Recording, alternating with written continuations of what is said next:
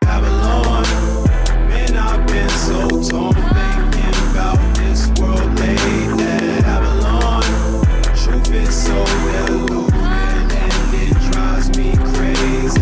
Babylon, this lost world is so hopeless. Babylon, Jesus Christ, that's where hope is. Babylon, no matter what they say, it's still so lost. Listen.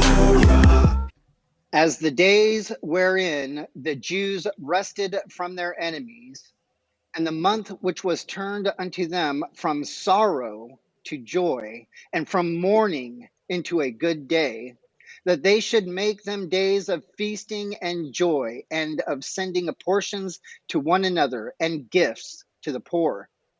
And the Jews undertook to do as they had begun, and as Mordecai had written unto them, because Haman, the son of Hammedatha, the Agagite, the enemy of all the Jews, had devised against the Jews to destroy them, and had cast pur, that is, the lot, to consume them and to destroy them.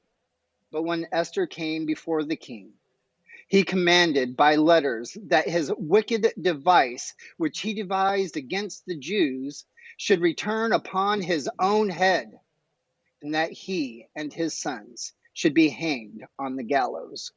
Wherefore they called these days Purim, after the name of Pur. That is Esther chapter 9, verses 22 through 26. This is Resisting Balaam, a podcast where we seek to encourage the saints to stand firm with him on his word against all the accusations made by the world, the flesh, and the devil, as we engage the culture of death that demands the sacrifice of our children.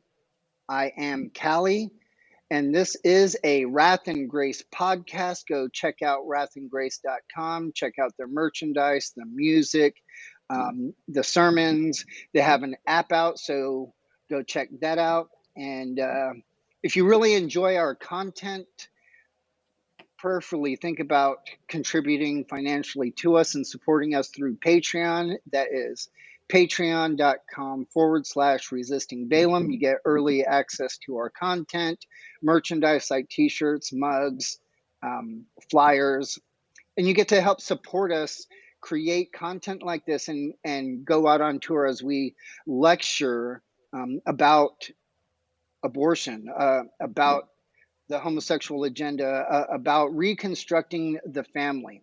So like and share this episode. We have a great episode for you today. This is going to be a lot of fun. We're going to be talking about meme culture and how to engage in battle in this day and age, and the importance of meme warfare.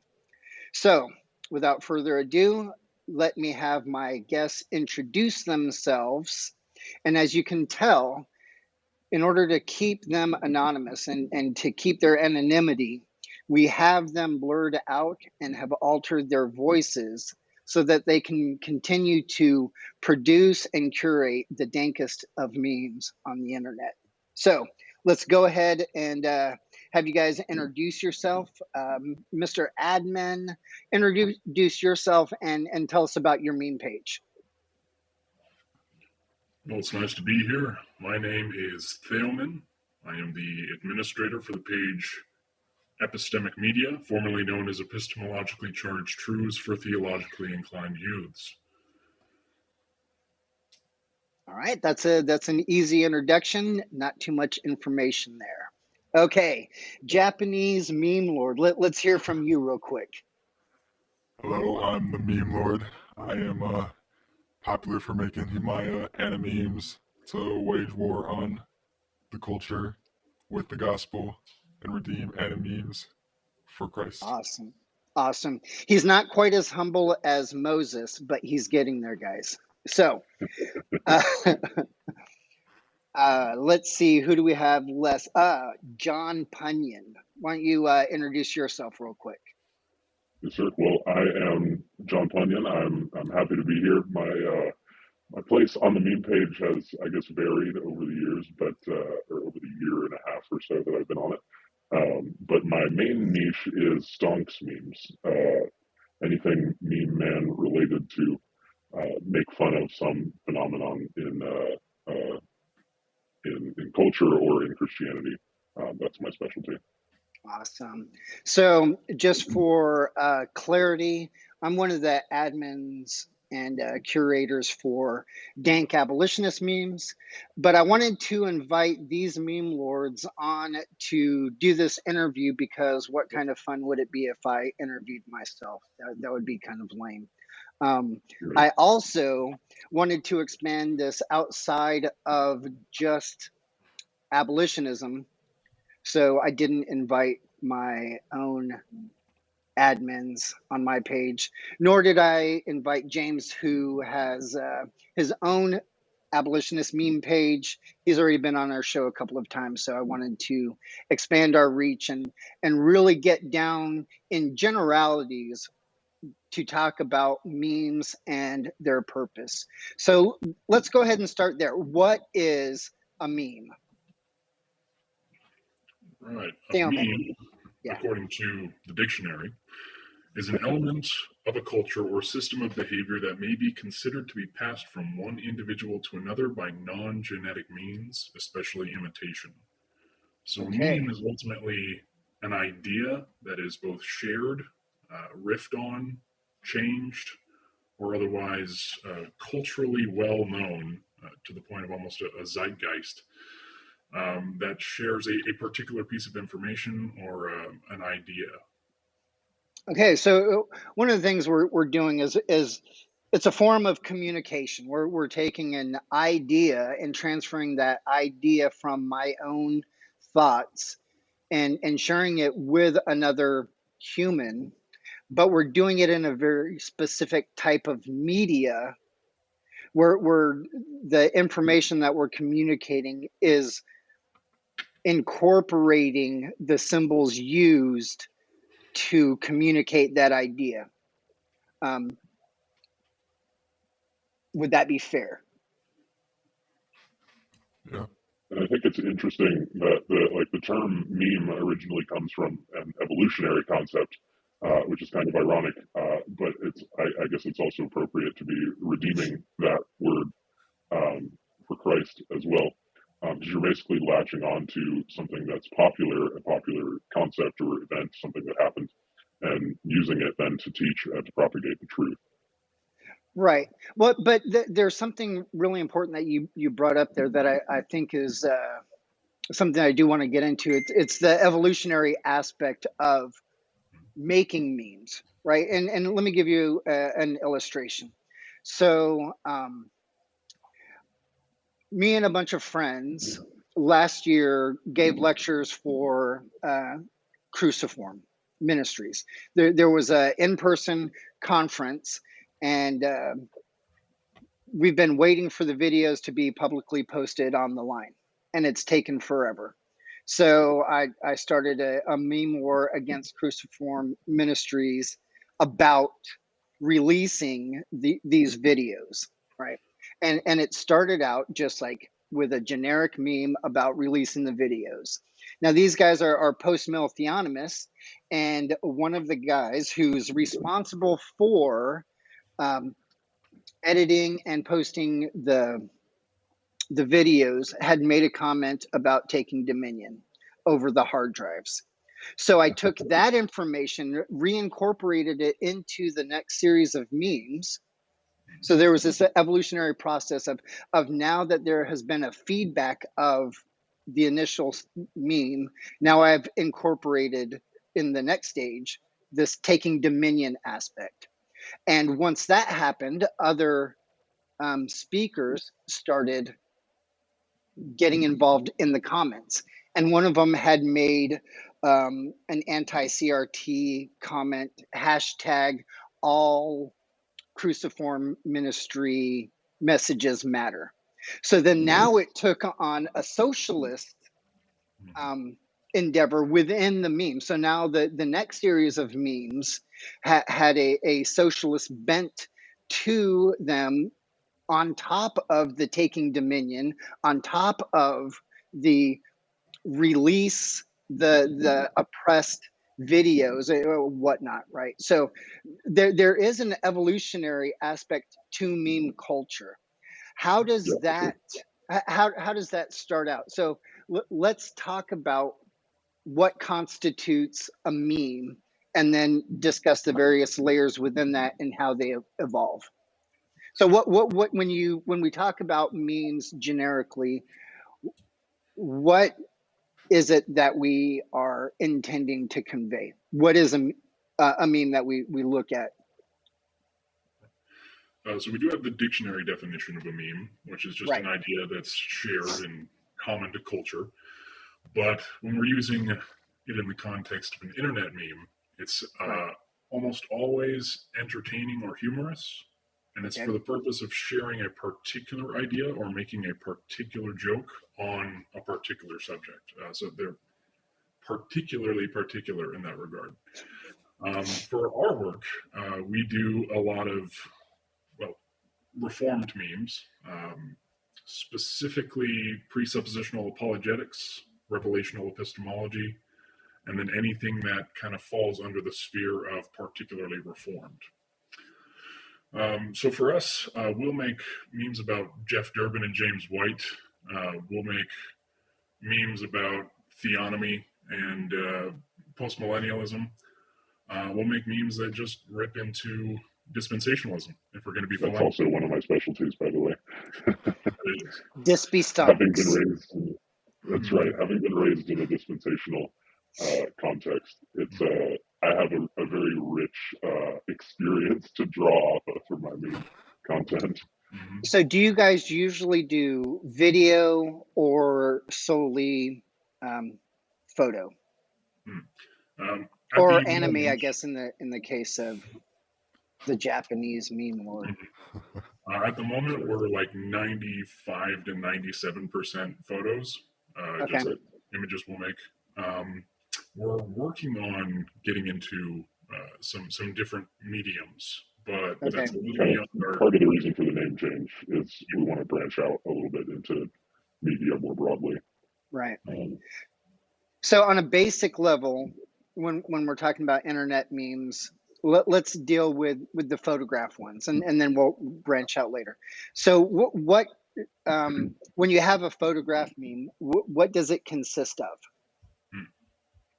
What are the contingent parts that makes a photo meme a meme? Not a good one, but just generically one, and then we'll talk about how to rate them and what makes one a good quality.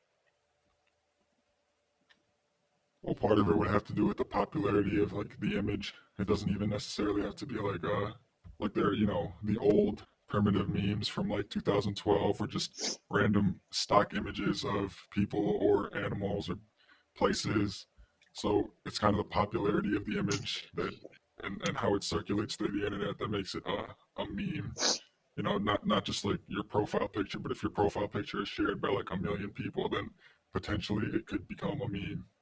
Okay. So there's something about the image itself.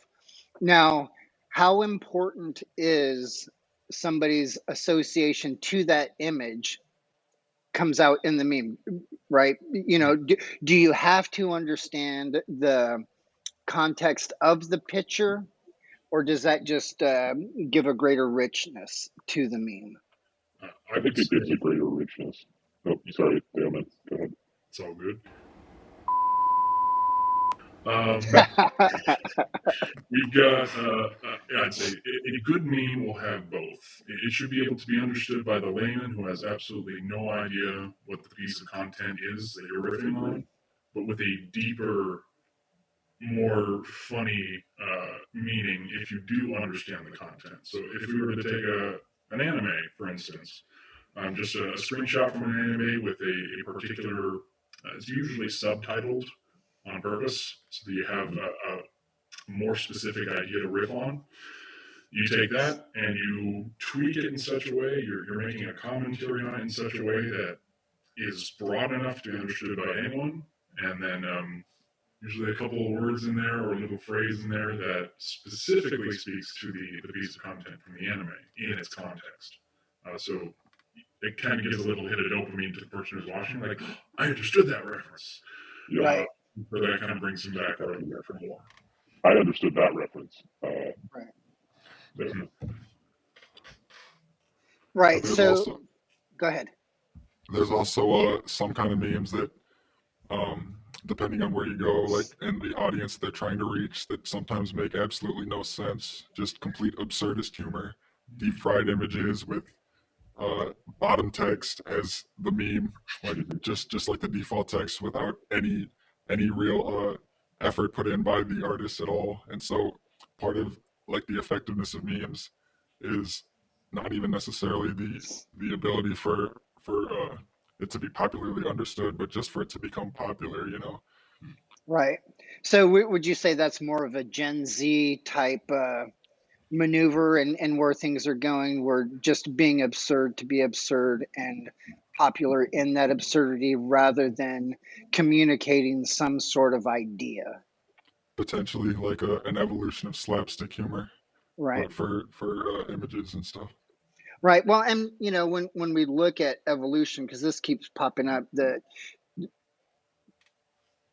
deal with evolution is that if you start from nothing and you're going to nothing, then the current situation is absolutely meaningless and nothing. So that seems like ironically, the logical progression of evolution is to have absurdity, which, if we divest of our whiteness, there would be no logic anyways.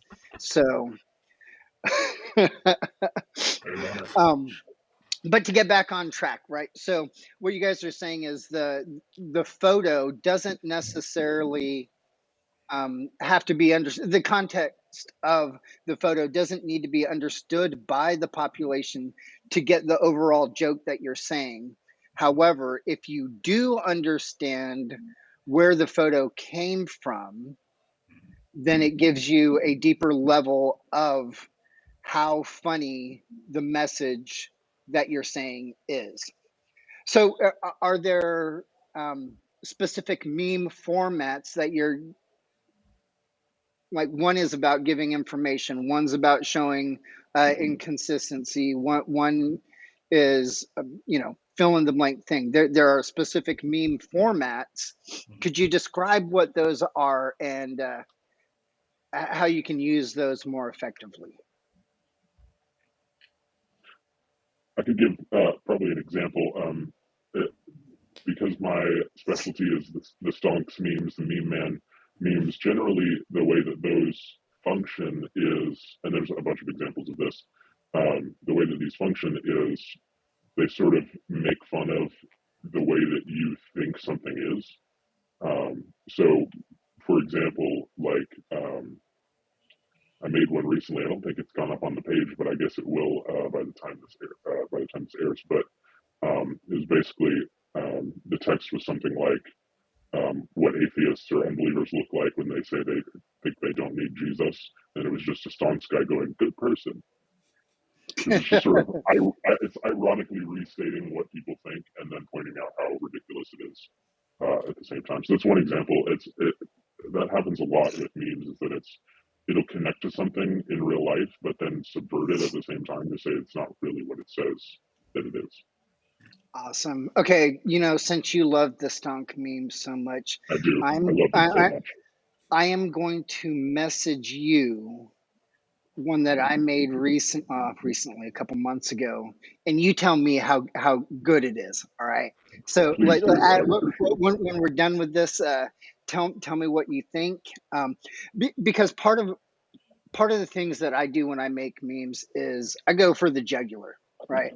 I am all about exposing how inconsistent everybody is. If I haven't triggered every single person in my meme, including myself, I did not do my job. All right. So I'm going to send this to you when we're done, and tell me what you think about it, and hopefully you laugh. So I would appreciate that. I'm looking forward to this. So different memes have different functions, like you're talking about. You got the generic Lisa Simpson with the movie theater behind her, and the purpose behind that one is there's a specific format, right? What's the format for that one that it's trying to get across? Right. So with I'd say there's basically 5 or 6 kinds of memes. I won't delineate all of them here. But one of the major categories is, yeah, just person presenting information. Where it'll be like someone in front of a whiteboard or a screen that's been blanked out. You put your text on it, and generally the actual the place where the meme was originally from doesn't really matter. Like Lisa Simpson presenting something has Right. nothing to do with The Simpsons usually, and there's not usually a great deal of depth to be gained by the fact that it was from The Simpsons. So it's just a way to humorously present information. That's fairly popular when you're just trying to make a rather offensive statement, and that's the focus you want. We also have memes that you could consider Drake posting, where the original format was Drake who was pointing at something, supporting it, and then another where he's, got his hands to it like he doesn't want it. Right. There's probably 15 or 20 formats that are just that in a different way. Right. Not a whole lot of depth to the specific nature of where the meme came from. It's just that particular format. This good, this bad. Right. In fact, probably 50% of memes could be boiled down to this good, this bad. Okay. Any comparative meme where it's like the Wojak Chad, yes, that's just this good. Or like half the SpongeBob memes, this bad. So it's just a way to say it in a more humorous way than writing it out as a text post. Okay. So those are just the basic memes. What would be more developed where there's something just more robust, something more delightful to see, right? So, something that is going to have a greater impact, not just to the average person, but to the person who understands the joke itself. Let the reader understand. Exactly. Mm. For me personally, that would be memes with custom pictures. So it's not something you're taking off the internet from Know Your Meme or Cheeseburger back in the day. It's something that you have curated, you have made, and is usually specific to the audience you're going after. So like if I have a picture of James White holding a pistol, that's an excellent meme format. Which we do, I believe. We do. We have several. Or he was posting with Jeff Durbin who had his AR, and he had his pistol. And so, there you go. I just labeled those guns presuppositionalism as post-millennialism, and you've got a meme that will connect with your audience. Along the same lines, has anybody seen that picture of Jeff Durbin with his daughter's prom date? Yes. Because it's amazing. He's got like a knife to his neck, and he's got an AR over his shoulder. It's that'd be a good. We should make memes out of that one, honestly. Mm-hmm. So, what do you think about taking generic memes and then combining multiple memes with like these photos of whatever celebrity, superstar, pastor you want to be idolizing at the time, and incorporating them into one of the mashed up memes? How well does that play out? Does that get lost in translation as you start evolving more and more into one meme, turning into the next, and then combining others? Do you? At what point do you start losing the original intent of the first meme? Is there a law of diminishing returns when it comes to something like that? And y'all can laugh at the joke I made about like idolizing pastors. This is supposed to be funny, guys. We're not just all serious here. I mean, I get it. That's a serious topic, and we have a really bad problem of doing that to celebrity pastors, which is why that was funny. So let's laugh. Which is why we didn't laugh. Right. We felt convicted. Okay. I don't know. I think there is always the danger of getting too complicated, so that Right. the number of people who can actually understand decreases. Um, but at the same time, that can also it can compound the kind of message that you can send because, as David said, you have the this good, this bad memes, and you have the simply sharing information. You combine those, and now you're sharing more information, saying something, maybe a hot take, and then also evaluating this good, this bad at the same time. So you can build those messages on top of each other by combining those memes. Right. It just has And to be clear what you're referring to. so, I mean, and some of that, you're going to get layers of people understanding. So you're still able to reach the general population, but the ones that really already understand and have gotten behind your point are really egging you on at that point. They're like, so you're throwing something out there that has a little something for everybody. And this is kind of like theology, right? There really is no meat theology and milk theology, right? And I hate it when people start going, oh, you need to get to the meat. No, it's all milk and it's all meat. It's just how well you as an individual are able to digest that one truth. It's the same truth, but how deep and filling and satisfying is the presentation of that one truth. Um, Now let's take a break real quick. We have to go hear from our sponsors, and when we come back, we'll continue talking about memes, meme culture, and how we can effectively um, manage the perception of those that we're trying to reach, and bring them to the truth that we are trying to portray in our memes, because that's really the essence of what I would like to get to. So, we're going to hear from our two sponsors, the Joyful Patriarchy Wife and the Reformed Man. We're also going to be going to the streets and hearing a story of somebody who has gone out to share the gospel of Jesus Christ and the message of reconciliation, in compassion for the lost, to share truth and engage the culture that hates God and loves death. So we'll be right back. It's no secret that true masculinity is being lost. We are attempting to recapture the essence of true godly manhood, biblically balanced just as the Lord intends it to be. We do this by highlighting the interest of the everyday man and pointing them to real wisdom only found in the gospel. One of our top priorities is to shine light on and support ministries on the front lines battling the evil deeds of the flesh and Satan. A portion of all online sales go to ministries such as Resisting Balaam and Bridge Ministries Laredo to further the kingdom and bring glory to his name. So who are we? We are husbands. We are fathers. We are sons. We are friends. And we are brothers. We are Reformed Man.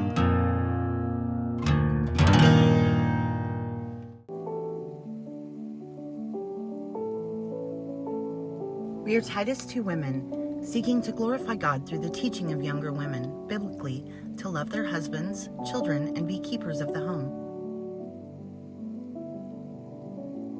Not grudgingly or as a legalistic chore, but rather to joyfully sacrifice in loving their husband and children as unto the Lord. Giving glory to God and finding joy in caring for our families in only the way wives and mothers can. As God has blessed us with female traits that make our work in the home essential to a godly home.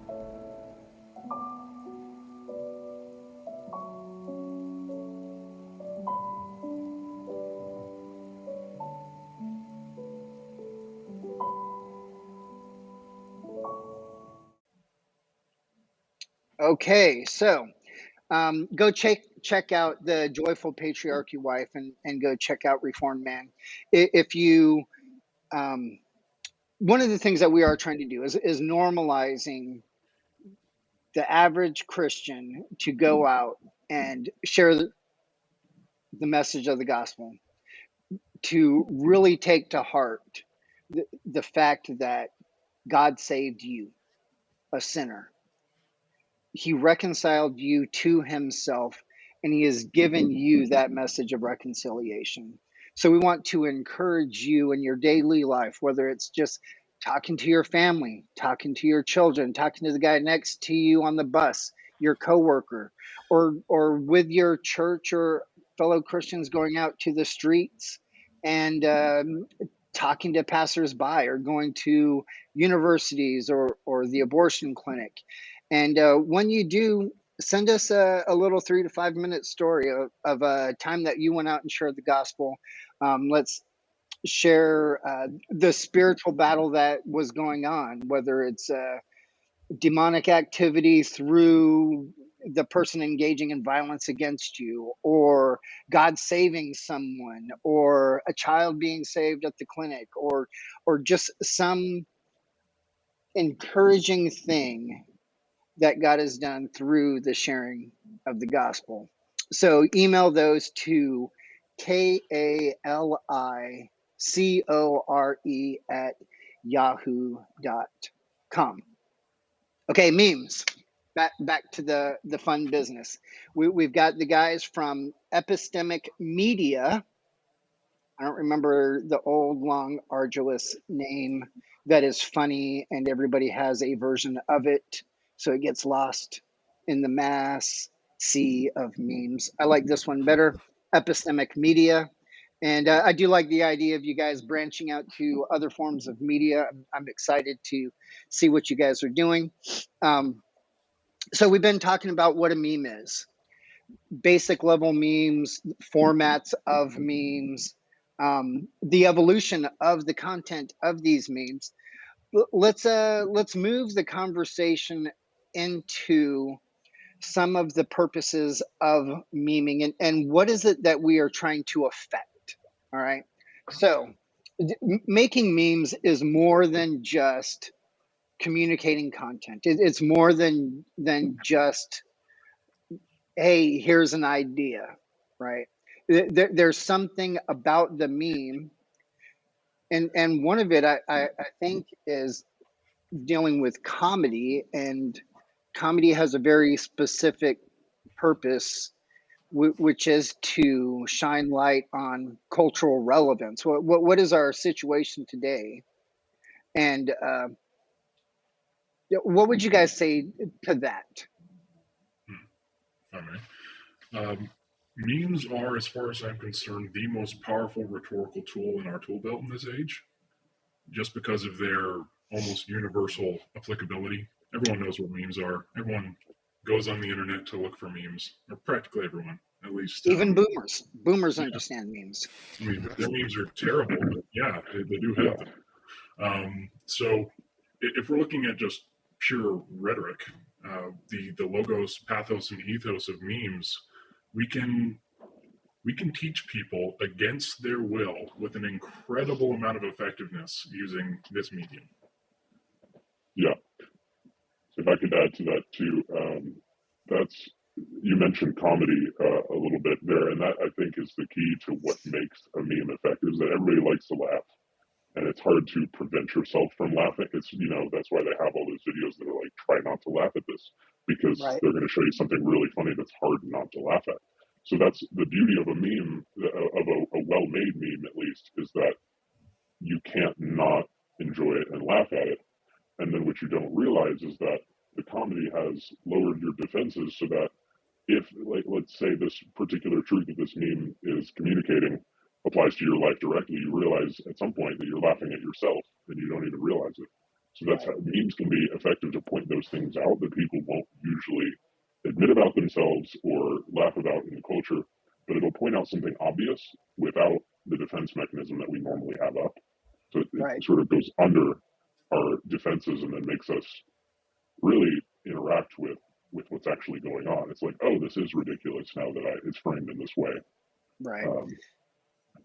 It Well, puts what's us interesting about that is at the same time, they're very triggering. People get really, really offended by memes. And it's like, dude, man, that's a joke. Why is it that you are so offended? You should check yourself, right? Has that been your guys' experience in like super dank, like cut you to the core, expose it all memes? They're offensive. I mean, we have to admit a lot of times they're intentionally offensive because they expose a raw truth about ourselves that we're not quite willing to admit yet, which is going along with what you were saying there, John. Do you have any like super Yeah. dank ones that are like that have nearly backfired because the public wasn't ready for that type of raw truth yet?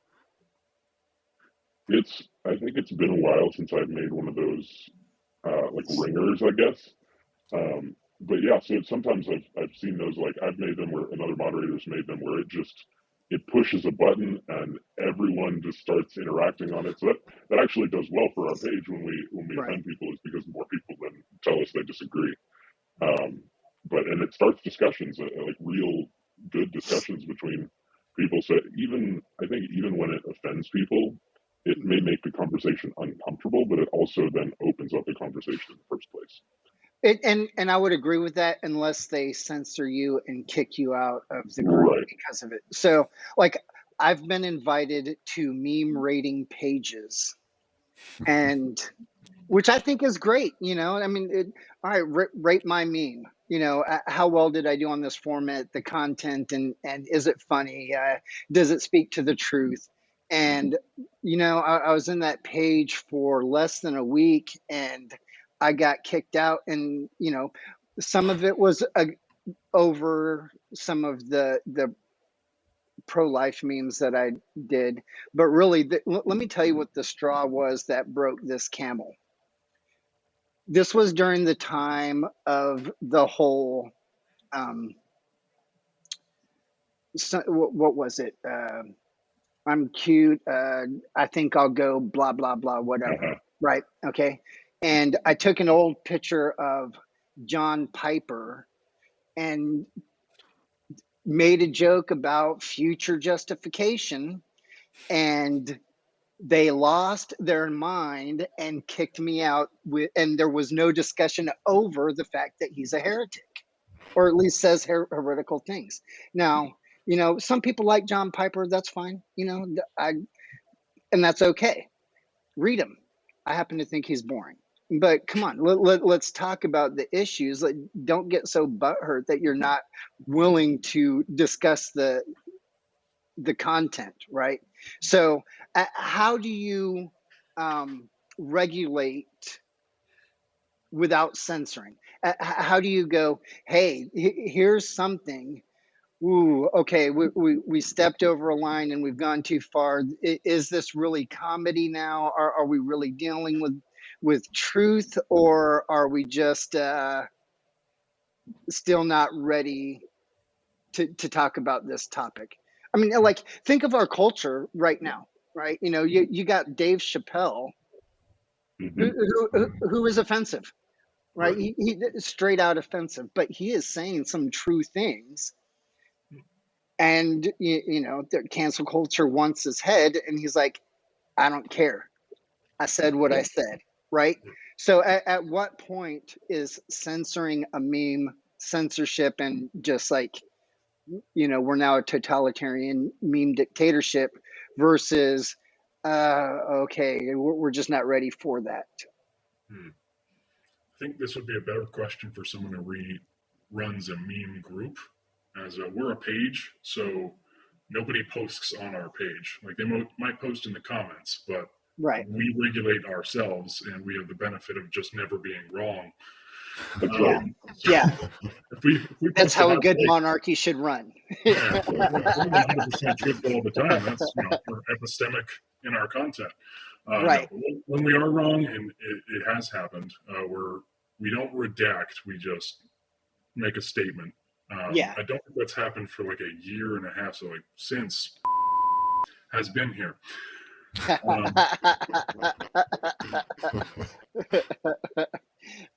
All right, so we were talking. Start saying your name too, right. So we were talking earlier. You said that this is the most powerful way to communicate and to shift the perception of people, right? It's propaganda. Let's call it what it is, right? We're trying to shape how people think through this medium. Why is that? What makes this such a powerful way to share truth and control really the content of what people think? I think part of it is because memes are really just, at least good memes are entertainment, and they're made by. I mean, I don't want to make meme making to be more than it really is, but a good meme maker is an artist. You know, they know how to communicate with an audience and how to portray ideas in ways that are compelling. And Yeah. so in that way, it's like entertainment, but it's not, because the internet is just so, to one degree or another, free. You know, it's not so regulated that nobody can, that it's only for like elite artists or anything, so anybody can make memes. And so there's part of a relational aspect to meme creators, depending on how big or small they are as well. Yeah, you mentioned a lot of Goebbels' philosophies in art and propaganda, which is really what we're talking about, right? There's this entertainment value, which is one of the things that John Punyan was saying earlier. There's this enjoyment of the entertainment that lowers our inhibitions and it lowers our defenses to where we can see a specific truth that is being, for lack of better words, crammed down our throats, right?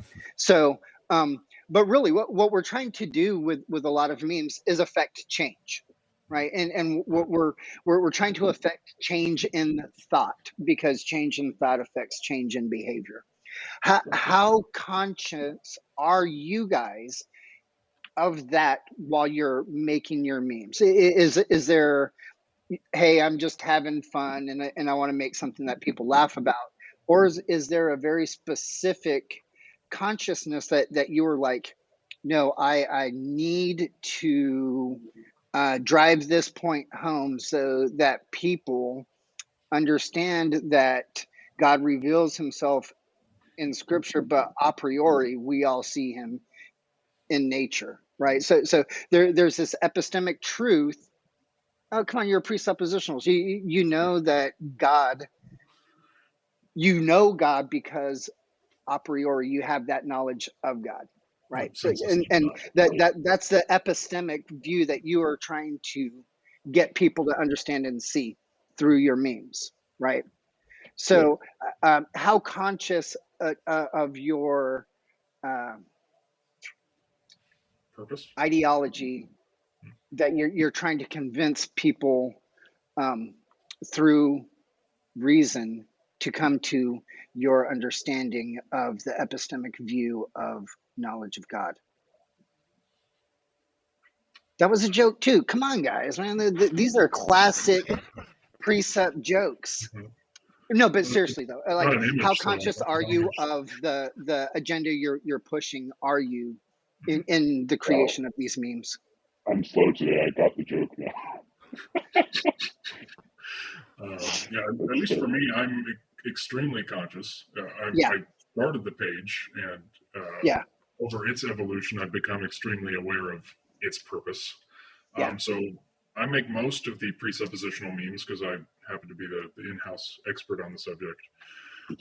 So when I'm making a piece of content, I have to not only think, okay, what idea does it portray, but is it digestible? Because I'm going to be Right. using a lot of jargon and a lot of terms that most people are not familiar with at all. Like if I'm going to try to transcribe Van Til or distill him into an image with less than 150 words, ideally, that's going to be extremely difficult. So I have to be intentionally shallow, but hitting those key points that I know Mhm. people have wrongly in their heads and try to Right. convince them of the truth of the matter. Right.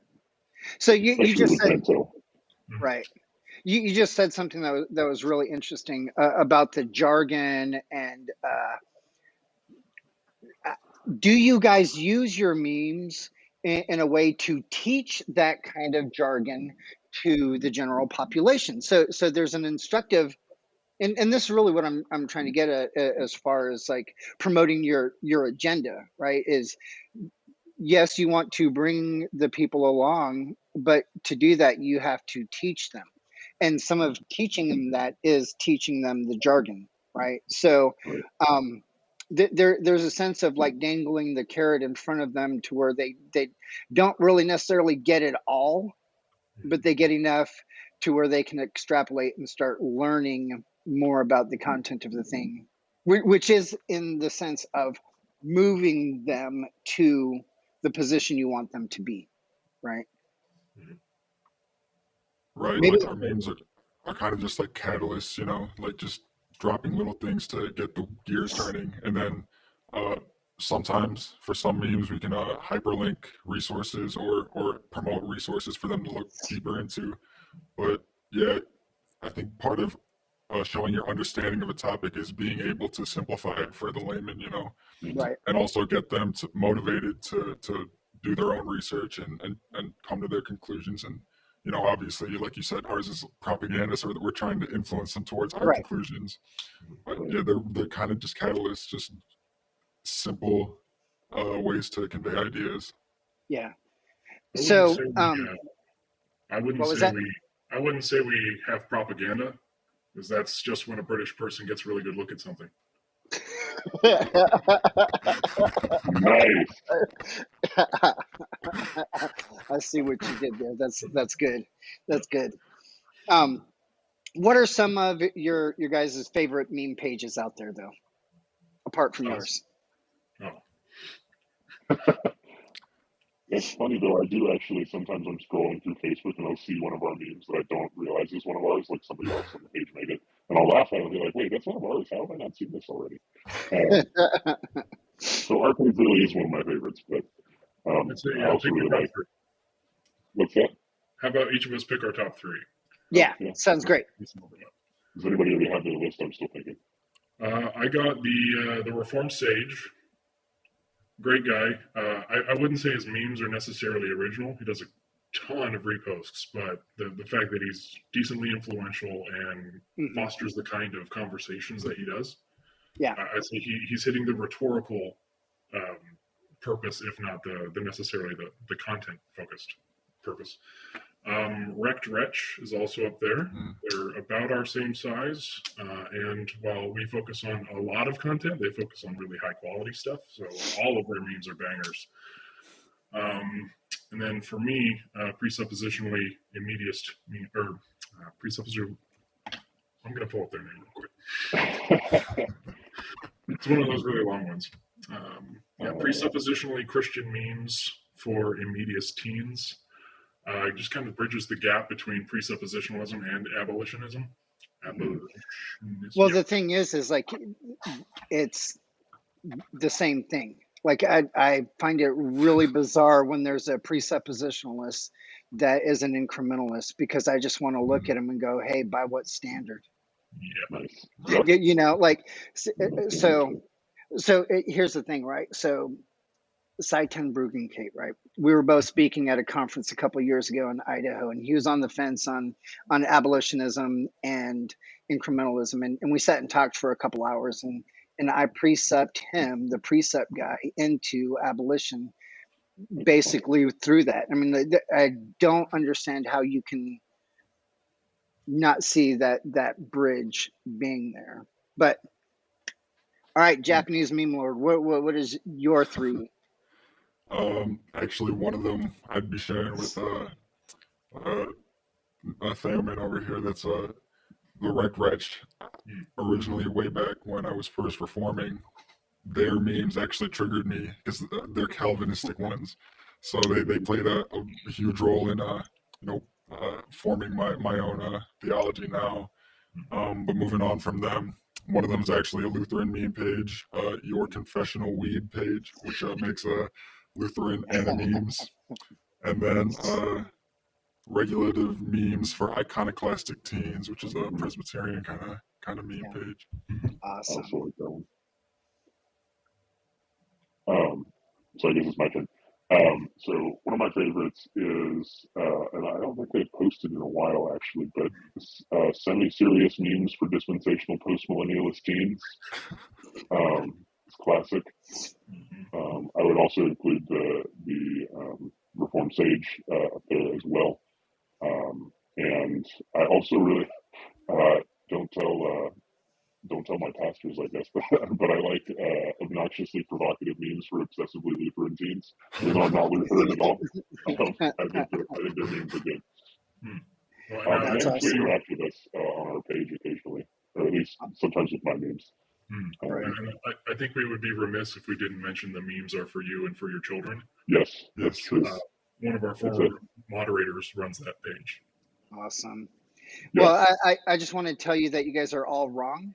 The dankest page out there is Dank Abolitionist Memes, Yeah, just so that you know.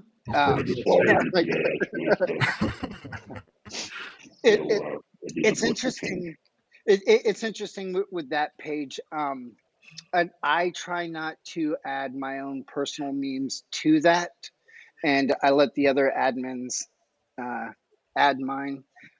I do a lot of politically based ones, which Based. yep, right, yeah, they're straight based, man, and unless you're really involved with a lot of the political things going on, they're going to be lost on you, and that's okay. I don't care. I'm making them anyways. But like for me, when I do them, I want to really just expose the raw truth and offend myself, right? And go, hey, what is wrong with my thinking here, right? Why would I even?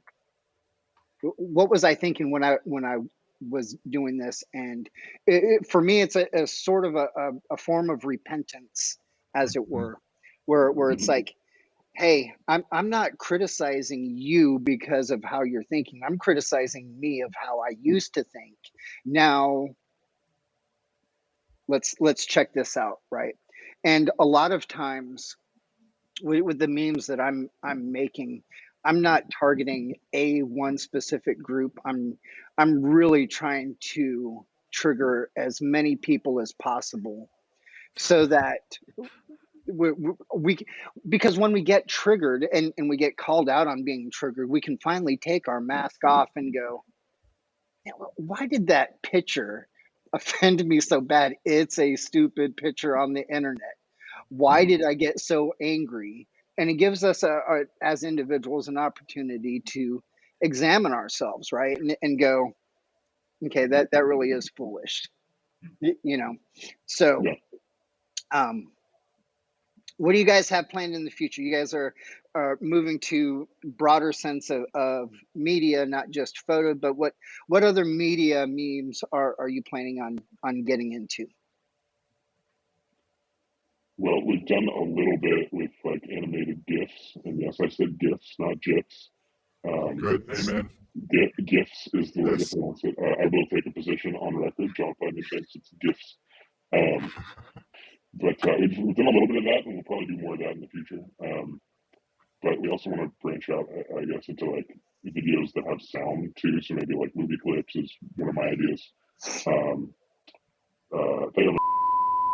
Also mentioned we might start our own podcast at some point. So maybe we'll have you guest Awesome. on at some point. That's what would be awesome. other ideas? I have them written down somewhere, but we have some other things in the works. Do you know anybody that says the word graphics? No, graphics. Like graphics with a G and not graphics with a J. I mean, like that's good. Like I don't know. People are crazy. Like, you know. I'm going to give you a Christmas gift. Right. Or choosing moms choose GIF. So, all right. Hey, everybody, I want to thank you guys for coming on our show. I want to encourage my listeners to go check out y'all's meme page. Laugh at yourself. See the propaganda. See its value. laugh at it, delight in the Lord, and go, hey, man, maybe I do have some things that I need to change about myself. And, you know, don't take yourself too seriously. I mean, there's this balance that we need to have. See, that's real reformed right there. He just needs a better beard, and we're down. See, you need a nice, good reformed beard that comes this far down. That's You're getting close there. I'm getting there. I'm getting there. Yeah. Go check out these guys' memes, share content. This is a way that we can get our ideology out there in an easily digestible way to create conversation and just win people to the free exchange of ideas. Really, because that's what we're doing. There's so much censorship out there that we need to laugh at it, right? If we're not willing to realize that, hey, I too have a mask on, and laugh at ourselves, then you're doing it wrong, right? So go check out these guys. They're real funny. I hope you enjoyed this episode. And until next time, join the resistance, wield the sword of truth. Our Lord has left us here to navigate through this world as priests in the kingdom of God. Apply the mind of Christ and battle against the culture that hates God and loves death.